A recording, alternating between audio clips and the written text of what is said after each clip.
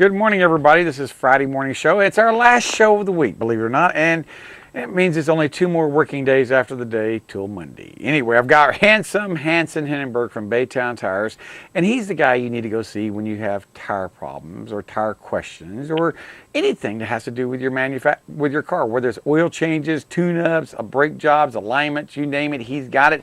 Give him a call, 873-8900. Good morning, Hansson. How you doing today, sir? I am doing great. You saved the best for last, like you said. Well, no, you didn't say that. I said that. Oh, okay.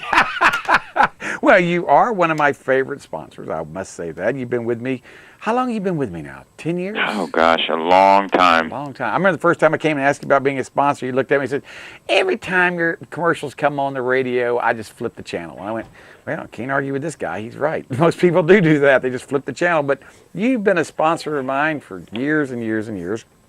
And we work together. You do things I don't do. I do things you don't do. But one of the things that I'm learning to do that you've been doing quite successfully is TPMS sensors. They've actually, remember when they first came out, they told us, oh, they're easy to change, nothing to it. Anyone can do it. Even a caveman can do it.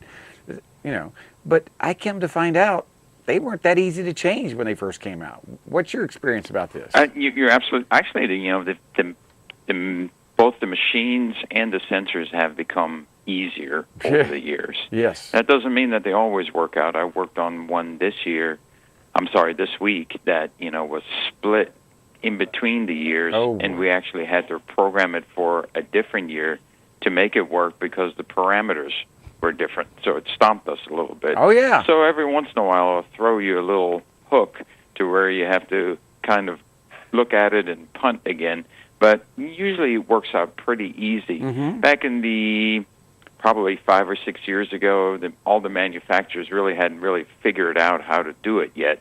So it was a little bit more difficult because there were 4 or 5 different sensors, 4 or 5 different parameters. Mm-hmm. They used different frequencies.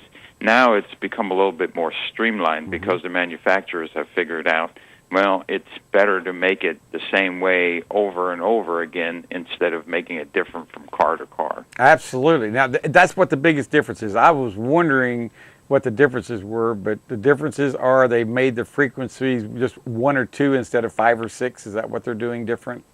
Right. It used to be 315 megahertz was one frequency, 433 was, and then they had up high-scale frequencies and low-scale frequencies, even in those, it's what they were reading.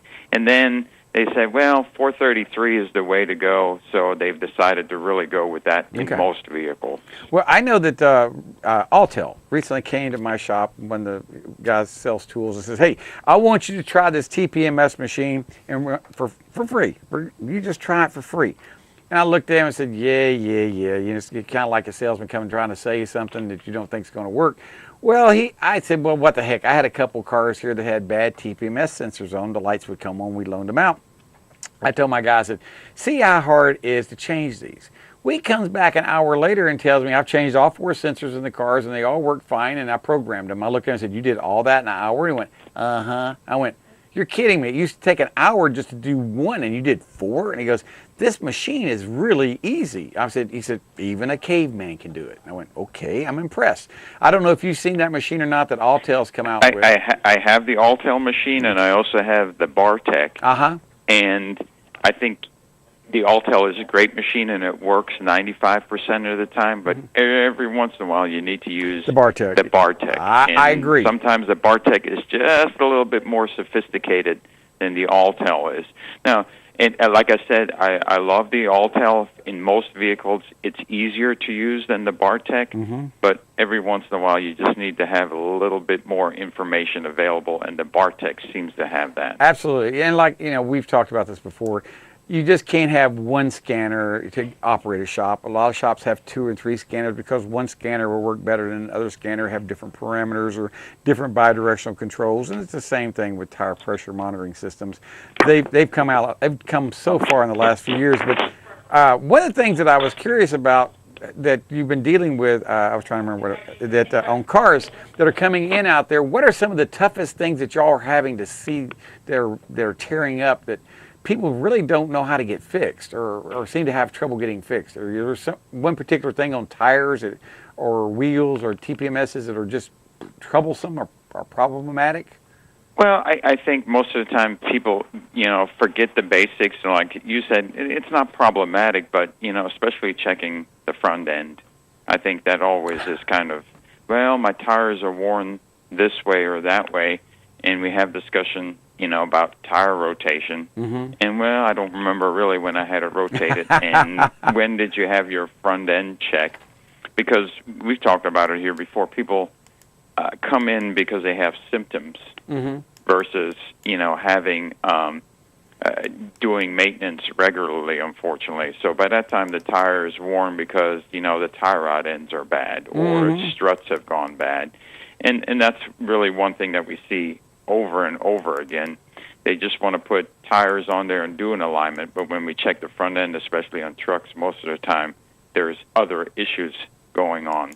And that's not difficult to fix, but most people don't want to fix some of those issues, especially on older vehicles, because it's kind of expensive. It is very expensive. Dog tracking. We've talked about that before, and they're showing on a video on Facebook of, you can see all four wheels of this late edition Explorer. You can see the two front wheels and the two back wheels as it's going down the road straight. Well, relatively straight, but it looks like it's going down the road almost sideways, and I think they call it dog tracking or something like that. And people say, well, how does that happen? I said, well, they didn't line the front end up to the back end. The back end is your thrust.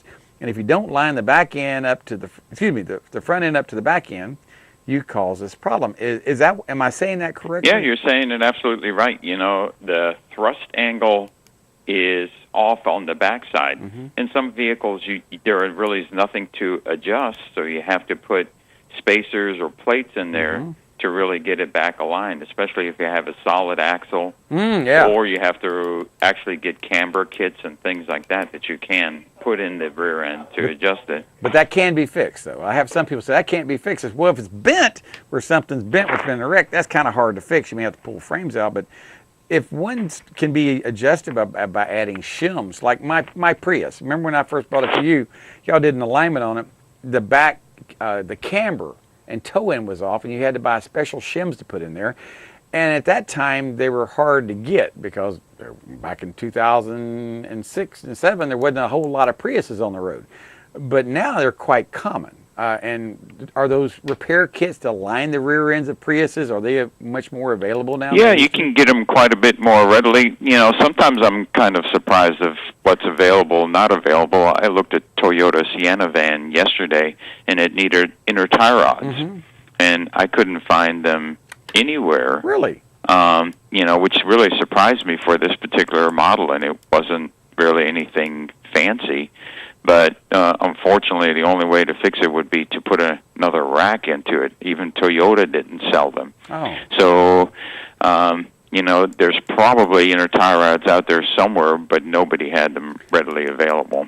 Well, sometimes when I can't find something, there's two places I go, eBay and Google. YouTube. YouTube. Believe it or not, I have found more information this year on YouTube on how to repair problematic car, or problematic, like setting timing on certain exotic cars, or the tools needed to do certain procedures. Because if you've never done them before, and you've never seen them, you're going to go, how am I supposed to fix that? And I tell you what, YouTube has been there's a thing going around the internet right now where you're a certified master technician through YouTube.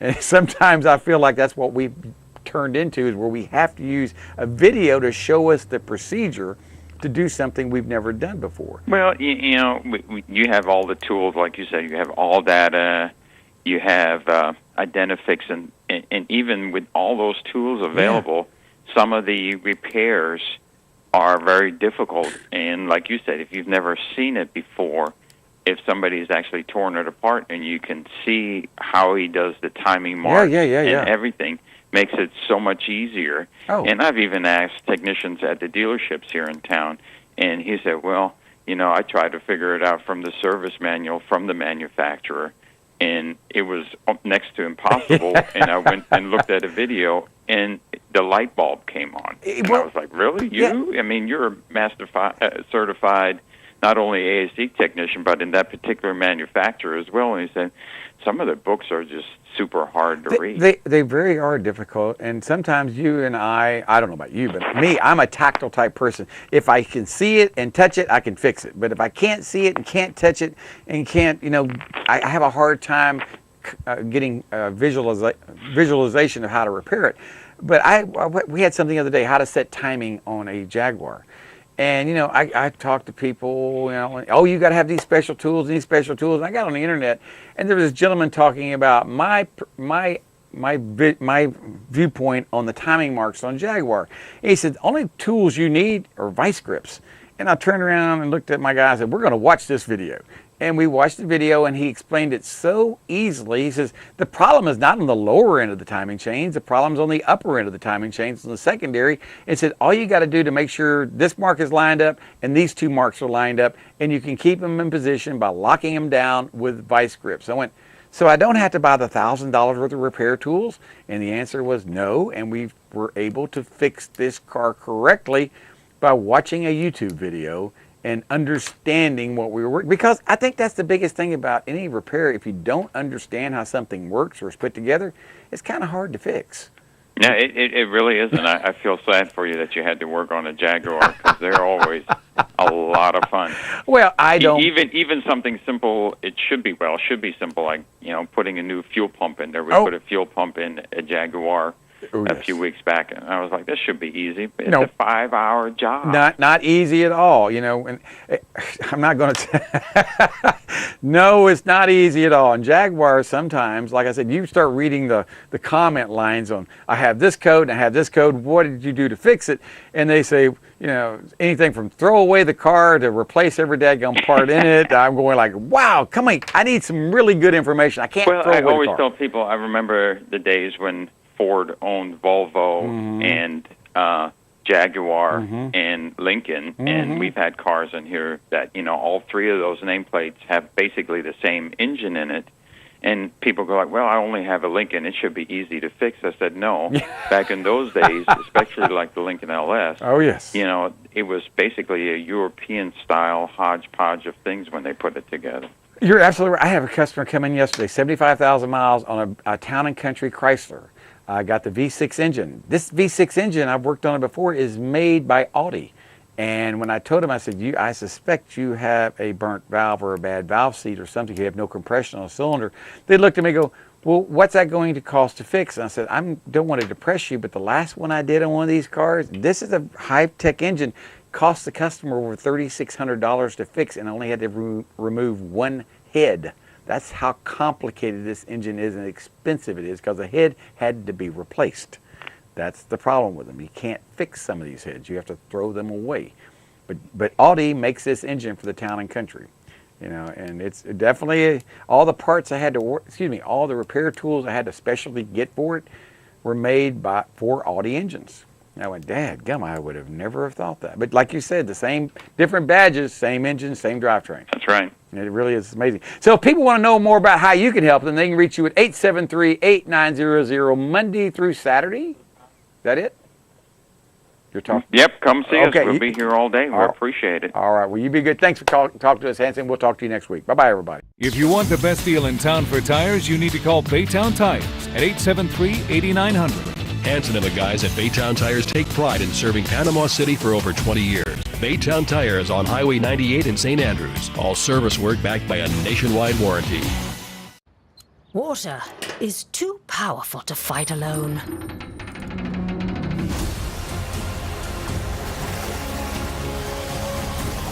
Mr. Router Plumbing. Sink, shower and toilet emergency drain services. Part of what I'd like to let you know is what we do and how we work our system. Basically, we've got about 700 stocking dealers scattered around the 15 counties here in the Big Bend area of the state. I run a fleet of trucks, vans, and what we call hotshot vehicles to deliver to our dealers quickly so they can help service you as fast and efficiently as they can. Provide timely and efficient service, and we're there to take care of our dealers, who in turn can take care of their customers. All All right, good morning, everybody. Last show of the week here. I got Mark Sarlo. He calls all the way from La Junta, Colorado. And we talk about everything that, sometimes we talk about cars that give me troubles. Sometimes we talk about cars that give him troubles. But I always like to hear what is on his mind. Good morning, Mark. How are we doing today out in Colorado? Well, good. And we are enjoying a break from the ridiculous 100-plus degrees. I think today it's only supposed to be 98, so the cool front moved in. Yes, I did. If it's under 120 degrees, you're having a cold front. Because it gets so hot where you're at, but yet it gets so cold in the wintertime too. You're in a very arid area, correct? That's right. Our annual rainfall is 10 to 12 inches, which is a typical afternoon storm for you. Yeah, absolutely. We've had 5 and 6 inches, sometimes even more in one afternoon. My question for you this week is that I'm kind of curious about, that people want to know about, is on these on these tire pressure monitoring system, TPMS. What was it? I remember you were working for Southwestern Research and Development at that time. What was the reason it became mandatory for tire pressure monitoring systems to be put on cars? What the insurance companies did is they found out in the South, in the southern states along the Gulf Coast, many drivers did not check their air pressure in the tires, and they would go a long, long time, and what would eventually happen is the air would get low enough that the rear tires would fail, and when a rear tire fails, often the driver overcompensates and ends up rolling the vehicle. And so, as you've heard me explain before, in order, now this is important, at the OEMs, at the manufacturers, here's the way it goes. Lawyers and litigation are the first concern, marketing the second, bean counters the third, engineers the fourth. So when something goes to get designed or whatever, its functionality and etc. ends up being the engineer, ends up being the last place. The very first place is, again, the litigation, the lawyers, etc. So what ends up happening is insurance companies go to the OEs and they basically say this. We need you to put something on these vehicles to keep these people from rolling them because we're having too many claims. Okay. So that was the beginning of TPMS. Now, what helped it along was right about then we had the Explorer fiasco. And you and I have talked about that before, how that came about, which a lot of people don't know the real story. They heard the media story. And, of course, what the people heard is that, gee, it was a bad tire by Firestone or Bridgestone or whatever. What's the truth? The truth being, and it's actually out there, so I can say it, is that when Firestone was asked about tires for the Explorer, they designed the tire and specified what it should be. And I'll just say that, gee, it needed to be a tire that held up this much weight and it ran at 36, maybe 38 PSI. So marketing said, wow, that's really great, but that tire's too firm, and we're going to have soccer moms and that kind of stuff in our Explorers, so we need that tire to be softer. And basically Firestone said, no, you don't understand. You have a heavy vehicle. You don't get to choose how you want it to feel because these tires need to support this vehicle. Correct. And marketing said, you don't understand. We don't care how firm or whatever you want it to be. We need to be a soft ride so people will buy it. Oh. So basically, even though they were advised, the door placard, I think, ran 26 PSI in those tires. And they took them from, we'll say, a B firmness, or let's go with the grade of the tire. Let's say that it was a C or a D. In a D, in this case, the higher the letter, the more applies. Mm-hmm. So if you had a grade level G tire, a Group G tire, that would have 16 plies and be very firm. And by the time you got down to a B or a C, it'd be a very soft tire. Well, let's say that Firestone specified a D, which is pretty firm. It might have had 6 plies. Once again, marketing at Ford said, no, we got to make this a little softer. So they softened it up to a B or a C. Okay, so now we have a bunch of vehicles rolling. In comes the institute, the insurance institute, and says, well, if you don't put something like tire monitoring systems in, then we're going to make your insurance very high. And somebody goes and buys an Explorer, rather than having a reasonable $80 a month or $100 a month in insurance, we're going to make it $300. Ooh, okay. I see how that. Yeah, okay. All right. Yeah. So it ends up being that you put these systems on so that when people are selecting the vehicle at the dealership and they go for what we call F&I, which is financing and insurance, when they get to the insurance part of it, it isn't $300 a month, it's $100 a month, and they can afford it. I was always wondering now that all started around 2008, is that correct? I think it became mandatory. Well, right, and you can remember early on, right, we had systems called indirect correct. TPMS. Today we have direct TPMS. So let's differentiate between the two.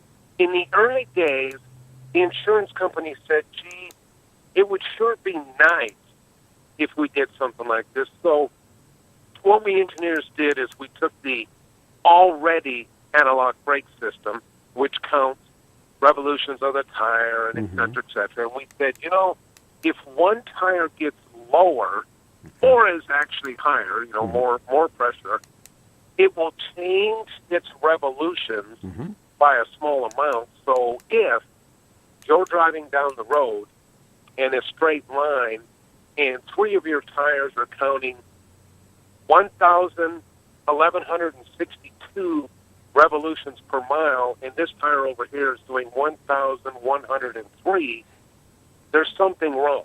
Correct. Let's turn on the light and make you get out and check them. Now that was the indirect system, right? And that's a good system if only one tire gets low. Yes. All right, we have told our listening audience that all tires, whether it's in your trunk or on the ground, lose a little bit of pressure every month, half to 1 psi. So just think of an indirect system. An indirect system says, how are they different? Well, if all the tires are losing a half a psi a month, they're all the they same. could all be down at 16 psi, and the tire pressure monitor would not be illuminated because they all had the same rotation. Right. So the lower, the lower the air pressure would be, the faster they would turn. The higher the air pressure, they would turn slower. Right. That's correct. That's correct. So anyway, the government said, gee, that's a whole lot better than we had. Not the government, but the insurance companies, basically. But the insurance companies then made the government. So the government said, okay, by 2007, which gave us some time to be more reasonable, by 2007, vehicles will have this system, and then it was mandated and in place. So just like I think this year, vehicles that are new are mandated to have reverse cameras. Oh, yeah. Yeah, okay. Now, you and I grew up without reverse cameras, and yes, there were that time we backed into stuff. There were those times that we had horrible consequences where a child was playing and something happened where the child was behind the car. There's no question that it was awful. But as you can see, the insurance company said, well, it can't be the driver's fault that the driver didn't look and back up. It has to be the manufacturer's fault. So what we'll do is we'll say, if you don't have these cameras, once again, we'll make your car uninsurable. I was talking to Brian Armstrong yesterday about the 2019 Hyundai Santa Fe, and he was telling me this is the first car out that has rear passenger seat occupancy detectors. If something's left, if you leave a child or a pet in the car and you lock the car or leave, it will not only will it turn the lights on and the horns, it'll automatically roll down the windows of the car, and it will send you a text message saying you've left something in the car, if you can believe that. I like that.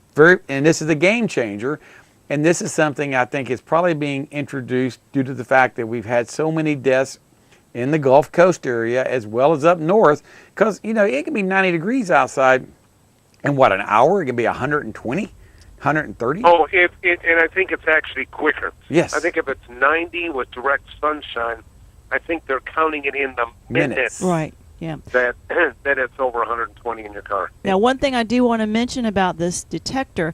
Last week he mentioned that it was a motion detector. Mm-hmm. So if a baby is asleep and not moving, it will not pick him up. Well, I'm wondering if it may be motion, but it might even be infrared as well, picking up heat signatures. That's the other thing. I don't know. I don't know. We'll have to find out. We're going to find out, but HyundaiUSA.com, the Santa Fe should be able to tell you a little bit more about it if you want to know about it. But it's a game changer as far as putting something in there that will notify you by text message, roll down the windows automatically, and even notify 911.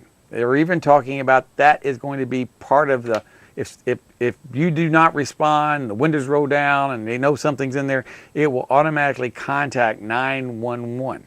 So that's something that I don't think's ever been around before. I think this is the first year for that. I didn't know and that's something I'm sure the bean counters got together along with the engineers and the insurance company said, hey, we've got to stop this. And that's probably the main reason, the insurance companies, and plus the loss of life, whether it's a pet or a child, it's so hard on people. It's just really hard. But anyway, what's your thought on that, Mark? We got about a minute left or so. Well, and once again, I think that if you ask how many lives can we lose before we have to do something, my answer is 0. Mm-hmm. But I think the other thing you have to look at is that if you were to regulate a vehicle so that there were 0 lives lost, you and I couldn't afford it. So the question is, where is the median, the happy medium, to say this is far enough and that isn't far enough?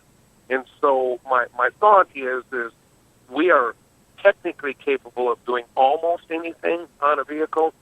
Can we do it and afford it? That's the question right there. I was reading an article today about cars in India, how they're made, how they're sold. Very cheap, inexpensive cars in India. They don't have the rules like we have in America. They may not have seat belts. They might not even have wiper blades. They may not have a lot of things. And they sell, but also the other cars out there are selling. They have all these bandages. They seem to be selling better because they have the safety things on it. People, if they can afford it, will buy the safer car is what they were trying to point out. And, that's just how the free market works. Mark, thank you so much for being on here. I enjoyed it so much. Look forward to hearing from you again next week.